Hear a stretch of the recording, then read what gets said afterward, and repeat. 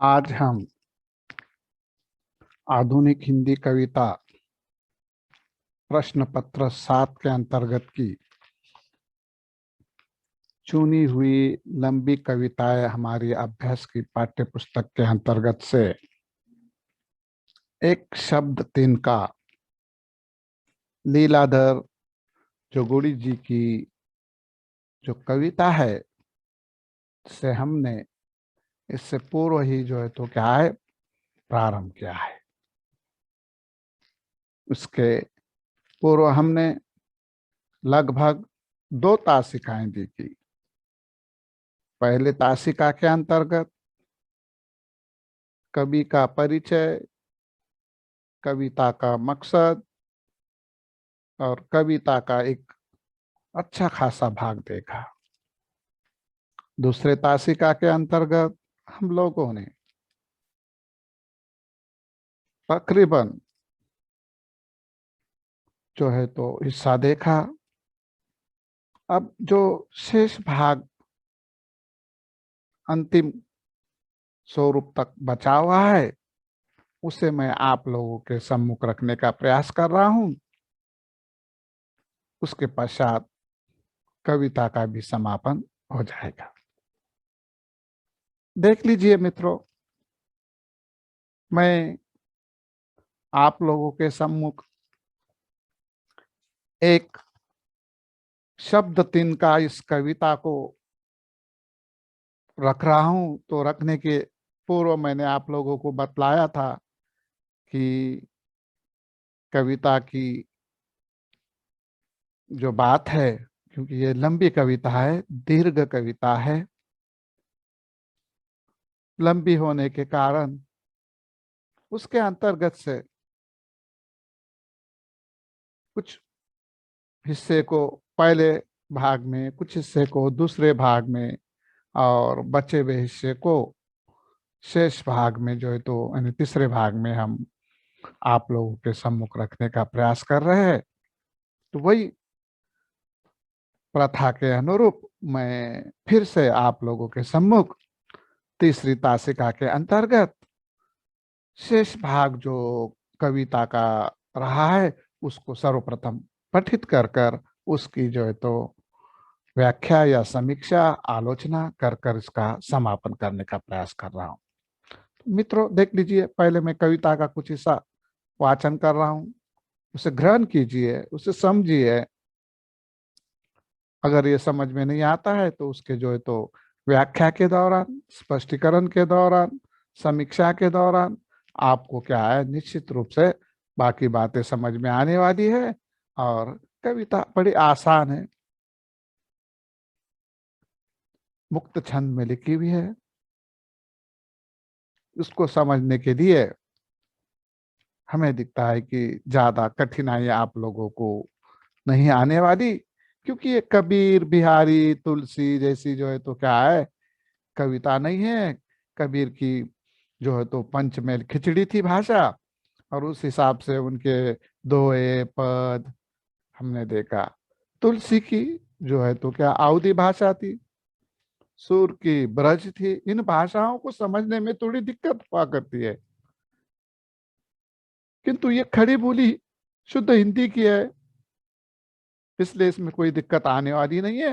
तो देख लीजिए, मैं यहाँ कुछ जो है तो कविता का हिस्सा रखते हुए उसको प्रतिपादित करता हूँ और फिर उससे जो है तो हम समापन की ओर ले जाएंगे।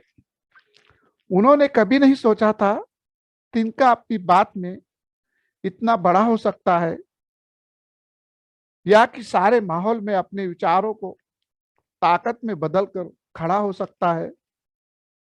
वे सोच भी नहीं सकते थे कि तिनके का कोई जीवन, मगर मामला रहा गहरा। भविष्य की नींव और खंडर की भीत उसका दोनों पर पहरा है।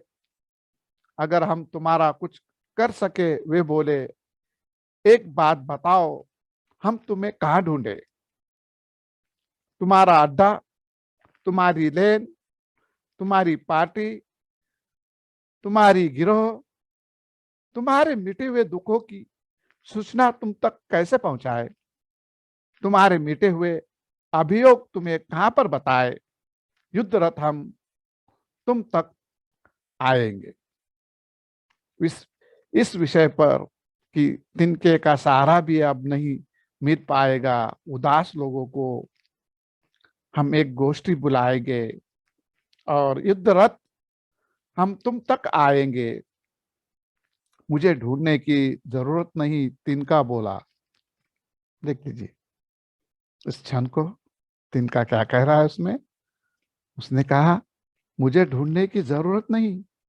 तिनका बोला मुझे बोने की जरूरत नहीं, मुझे सींचने की जरूरत नहीं, गांव जाते हुए मुझे निरर्थक छूती है जनता, मैं भी निरर्थक छूता हूं आदमी के पांव, पर वे अचानक दराती लेकर आते हैं और मुझे अपनी झोपड़ी का कपड़ा बना देते हैं, मुझे अपनी झोपड़ी का दरवाजा बना देते हैं, मुझे अपने चारों ओर दीवार बना देते हैं, फिर मैं तिनका नहीं घर बन जाता हूँ, अपनी जड़ से कटकर मैं दूसरों के जन्म में जुड़ जाता हूँ। अगला छंद देख लीजिए। एक आदमी के भीतर हो रहे हजार हजार जन्मों से, उनकी भूख से, उनकी नींद से निकलते हैं कुछ पशु और मुझे चरने लगते हैं। जब उगने लगता है मेरे वंशधर, तब टीलों के कंधे उभरने लगते हैं, मुझे ढूंढने की जरूरत नहीं, मेरा कोई गिरोह नहीं, मेरा कोई अड्डा नहीं, जहां कोई नहीं है वीरानगी का वहां मैं हूं, उदंडता से नहीं विनम्रता से हारा हूं, खुद अपना सहारा हूं मैं, मेरा कोई पक्ष नहीं, मगर विपक्ष होने के खतरे पूरे मौजूद है। जिस समय तुम लोग सच्ची पत्ती महसूस करोगे, मैं तुम्हें किसी भी चीज में दिखाई देने लगूंगा, पत्थर में, लकड़ी में, पुराने हथियार में, फलास के टुकड़े में, बच्चे की स्लेट में, अपनी ही किसी भी निर्णय में मैं तुम्हें दिखाई देने लगूंगा।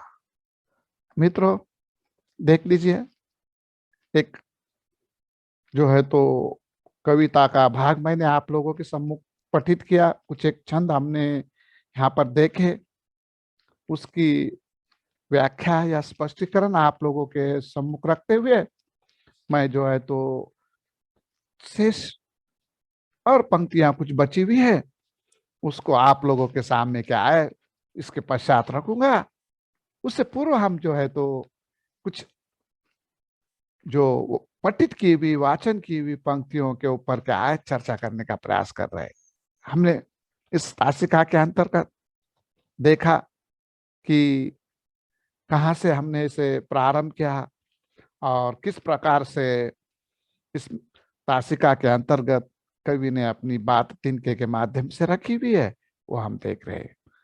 हमने देखा कि किस तरह से उन्होंने कभी नहीं सोचा था तिनका अपनी बात में इतना बड़ा हो सकता है, या कि सारे माहौल में अपने विचार को ताकत में बदल कर खड़ा हो सकता है ना। यहां से हमने प्रारंभ किया हुआ है। तो वही बात से मैं जो है तो क्या है आप लोगों के सम्मुख कुछ चुनिंदा बातें रखते हुए आगे बढ़ रहा हूं। उन्होंने कभी भी सोचा नहीं होगा कि तिनका भी अपना कोई जीवन व्यतीत करता होगा, उसका भी कोई जीवन होगा, मगर मामला गहरा है, भविष्य की नींव और खंडर की भीत उसका दोनों पर क्या है पहरा है। वे तिनके के वास्तव को ढूंढने में लगे हुए, पर जमीनी जीवन से जुड़े पत्ते से भिन्न जगहों पर वे उसे क्या है ढूंढने का कार्य कर रहे हैं। कहाँ कहाँ कर रहे, कैसा कैसा कर रहे, वो एक छंद को फिर से मैं यहाँ दोहराते हुए आगे बढ़ रहा हूं। देख लीजिए। अगर हम तुम्हारा कुछ कर सके, वे बोले, एक बात बताओ, हम तुम्हें कहाँ ढूंढे? तुम्हारा अड्डा, तुम्हारी लेन, तुम्हारी पार्टी, तुम्हारे गिरोह, तुम्हारे मिटे हुए दुखों की सूचना तुम तक कैसे पहुंचाए? तुम्हारे मिटे हुए अभियोग तुम्हें कहां पर बताए? युद्ध रथ हम तुम तक आएंगे। तो देख लीजिए, परंतु तीन का इसका उत्तर किस प्रकार से देता है, क्योंकि ये पंक्तियां हमने, ये छंद जो है तो कुछ आप लोगों के सामने प्रारंभ में ही पठित की हुई है। तो तिनका क्या कहता है सुन लीजिए आप। तिनका कहता है कि मुझे ढूंढने की जरूरत नहीं है, नहीं उसे बोने की आवश्यकता है, ना उसे सिंचाई की है। वो तो केवल गांव में जाते आते समय बिना चाहते हुए भी क्या है, जिसे पांव लगाते हैं तिनके को, क्या है वहीं पर आप पा सकते हैं, पांव को उसके छू सकते हैं। फिर वे अचानक हंसिया लेकर आते हैं और मुझे काट कर कोई अपनी झोपड़ी का कपड़ा बना देता है, तो कोई क्या है दरवाजा बना देता है, चारों ओर की दीवार भी कोई बना देता है। फिर तिनका तिनका नहीं रह जाता, वो क्या है घर बन जाता है। अपनी जड़ से कटकर वो दूसरे के जन्म के साथ जुड़ जाता है, सड़ जाता है। कुछ घास चराने वाले पशु उसे खा जाते हैं, तो फिर भी वो क्या है उगने की प्रक्रिया से खंडित नहीं होता, पुनः उगा आता है। और मैं फिर से आकर तीनों की क्या है वे कहते हैं शोभा बढ़ाता हूँ। मुझे ढूंढने की आवश्यकता नहीं, मेरा कोई गिरोह नहीं है, मेरा कोई अड्डा भी नहीं है, जहाँ कोई वीरानगी नहीं है, हाँ मैं हूँ। मुझे किसी के सहारे की आवश्यकता नहीं, मैं स्वयं मेरा सहारा हूँ। देख लीजिए आगे का एक और छंद मैं आप लोगों के सम्मुख रखते हुए, अभी तक के जो छंद देखे थे उसके जो तो विषय को प्रतिपादित किया, ऐसा हम क्या है महसूस कर सकते हैं। उदंड उदंडता से नहीं, विनम्रता से हारा हूं, खुद अपना सारा मैं हूं। मेरा कोई पक्ष नहीं, मगर विपक्ष होने के खतरे पूरे मौजूद है। जिस समय तुम लोग सच्ची विपत्ति महसूस करोगे, मैं तुम्हें किसी भी चीज में दिखाई देने लगूंगा। देख लीजिए यहाँ पर तिनका अपने अस्तित्व की जगह जो है तो क्या है हमारे सामने प्रकट कर रहा है। वे कहते हैं पत्थर, लकड़ी, पुराने हथियार, फलास के टुकड़े, बच्चों की स्लेट, अपने ही किसी भी निर्णय में मैं क्या है तुम्हें दिखाई देने वाला हूं। वास्तविकता यह है कि मैं न तो तुम्हारी आंखों में उगता हूं, न ही तुम्हारी आंखों से दिखाई पड़ने वाले मैदान में। देख लीजिए कितनी बड़ी बात उन्होंने यहाँ कही है। अगर उगता हूं तो तुम्हारे निर्णय में उगता हूं, तुम्हारे अंत के करीब, तुम्हारे पतन के पास, जहां खतरे की चेतावनी और नैतिक उपदेश नदी में गिर गिर चुके होते हैं। लोग मुझे तोड़ते हैं और दांतों के बीच फंसे हुए खुराक की आखिरी कतारों को निकालते हैं। इस कोशिश में मुझे क्या है जितना चाहते हैं कुतर देते हैं। मैं कहीं नहीं हूं, जहां जमीन है, सच्चाई है, वहीं क्या है मेरा अस्तित्व है। इस प्रकार तिनका जो है तो अपने स्थान को जो है तो उजागर करते हुए कहता है, और उसको यहाँ पर तिनके के माध्यम से प्रतीक रूप में कवि ने हमारे सम्मुख रखने का क्या है प्रयास किया हुआ है। देख लीजिए कुछ और पंक्तियां इस कविता के अंतर्गत की शेष रही हुई है, उसका पठन कर कर मैं जो है तो आप लोगों को इस कविता के समापन की ओर लेके जाने का प्रयास कर रहा हूं। एक शब्द तिनका के अंतर्गत की अंतिम जो है तो पंक्तियां जो है जो मैं पठित करने जा रहा हूं, उसे पुनः आप जो है तो तवज्जो देकर क्या है सुन सकते हैं, महसूस कर सकते हैं, और उस पर जो है तो चर्चा कर कर हम उसे समाप्त करने का प्रयास करेंगे। दरअसल मैं तुम्हारी आंखों में उगता हूं, न तुम्हारी आंखों में दिखाई पड़ने वाले मैदान में। अगर उगता हूं तो तुम्हारे निर्णय में उगता हूं, तुम्हारे अंत के करीब, तुम्हारे पतन के पास, जहां खतरे की चेतावनी और नैतिक उपदेश तारीखें काटती नदी में गिर चुके होते हैं। लोग मुझे तोड़ते हैं और दांतों के बीच फंसे हुए खुराक के आखिरी कतरों को स्वाद के इलाके से बाहर कर देते हैं, मुझे जितना चाहते हैं कुतर देते हैं। वहां भी मैं एक कोशिश हूँ, वहां भी मैं एक परिणाम हूँ, शर्मदारों के लिए बहुत बड़ी आड़ हूँ। इतना ही नहीं तो अगले जो है तो छंद में वो किस प्रकार से अपनी बातें रखते हैं वो भी हम देख रहे हैं। जब बड़े बड़े उखड़ रहे होंगे आंधी तूफान में, मैं तुम्हें जमीन पर चिपका हुआ, मैं तुम्हें शौचालय के आसपास, मैं तुम्हें ठाकुर बाड़ी में मिलूंगा, और कभी अगर तुम मुझे दरबार में ढूंढोगे, वहां मैं तुम्हें चोर के दाढ़ी में मिलूंगा। देख लीजिए किस प्रकार का छंद था ये। अगला छंद देख लीजिए।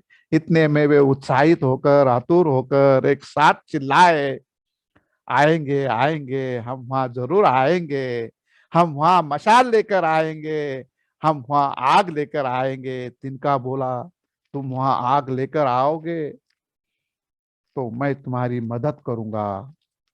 सारी पृथ्वी पर बिछे मेरे पददलित वंशधर एक साथ जल उठेंगे, मगर तुम्हारे पास कोई आग होगी तो मैं विश्वास दिलाता हूं कि वो फैल जाएगी। मगर एक बात का ख्याल रखना, तुम्हारी आग जब दूसरों को दिखाई दे तो फिर उसे जेब में मत रखना, वरना वो तुमको ही जला देगी। तुम एक एक पेड़ की तरह अलग अलग अकेले जलोगे। मैं जानता हूं, और ऐसा हो भी सकता है, तुम अपने एक एक टुकड़े को अंगारे में बदल दोगे, लेकिन वक्त की हवा और मौसम का जोर तुम्हें 10% कोयला और शेष प्रतिशत राख में बदल देगा। तुम मेरी तरह नहीं जलोगे, मेरे पददलित वंशधरों की रहा। हम जब जलते हैं तो हमारी राख अलग से नहीं देखी जा सकती। हम आग को समेटते नहीं, आग को फैलाते हैं। एक दूसरे से जुड़े हम आग के पुल बन जाते हैं। आग की सवारी के लिए हम सबसे ज्यादा मुफीद घोड़े हैं। जबकि किसी शब्दकोश में नहीं लिख पाओगे तुम हमारे लिए अग्नियाश्रु। देख लीजिए मित्रों, इस कविता के आखिरी मरहले को, अंतिम चरण को, उसके अंतर्गत के छंद को यहाँ पर रखते हुए ये कविता का पठन समाप्त कर कर उस पर मैं चर्चा कर कर जो है तो इस तासिका का समापन करने जा रहा हूँ। अब तक की हर हरियाली के हम अंतिम परिणाम हैं। हम जब जलेंगे तो धरती दूर से ही काली दिखाई देगी, काली और उपजाऊ। कभी देखा है काली धरती का फिर एकदम हरा होता हुआ चेहरा? तुम आना, तुम किसी भी विचार से मेरे पास आना, मैं देखूंगा कि मेरा पूरा का पूरा वंश तुम्हारे काम क्यों नहीं आ सकता। क्या केवल इसीलिए कि हमारे काम करने के ढंग में समानता और प्रचंडता दोनों ज्यादा है? हो सकता है हमारे काम में तुम सब भी काम आ जाओ, क्योंकि तुम्हारी जड़ मिट्टी में नहीं है। लेकिन इस अग्निकांड के बाद जो भी उगेगे वे कहीं से भी मरियल और उदास नहीं होंगे। उस कड़ियल ढह ढहे हरेपन के लिए तुम आग लेकर ही आना, मगर आना जरूर। तब तक मैं देखता रहूंगा तुम्हारे न आने को। मगर ख्याल रखना, आग हमारा अंतिम बयान है। और यह भी याद रखना कि मदद मिटाने में नहीं होती, जैसे कि आजकल प्रचलन है। हम मामूली होने की आखिरी सामर्थ्य है। तुम आना, तुम आग लेकर ही आना, क्योंकि हम में जो जैसा भी पड़ेगा फर्क तुम्हारी भाषा में 2 गुना पड़ेगा। तो देखिए विद्यार्थी मित्रों, यहाँ पर ये जो कविता थी हमारी, एक शब्द तीन का, इसके पठन का समापन हो जाता है। और उसके ऊपर मैं चर्चा आप लोगों के सम्मुख जो है तो करने का क्या है प्रयास कर रहा हूँ। वो चर्चा, उसकी समीक्षा, उसकी आलोचना, उसकी जो है तो क्या है व्याख्या को प्रतिपादित करने के पश्चात हम जो है तो क्या है इसका समापन घोषित करने वाले हैं। तो मित्रों देखो कि किस तरह से तिनका मेरा अस्तित्व हर जगह है, इसका बखान करता है। पत्थर, लकड़ी, पुराने हथियार, फलांस के टुकड़े, बच्चों की स्लेट, अपने ही किसी भी निर्णय में वो क्या है, तुम्हें दिखाई देने की गवाही देता है। वास्तविकता यही है कि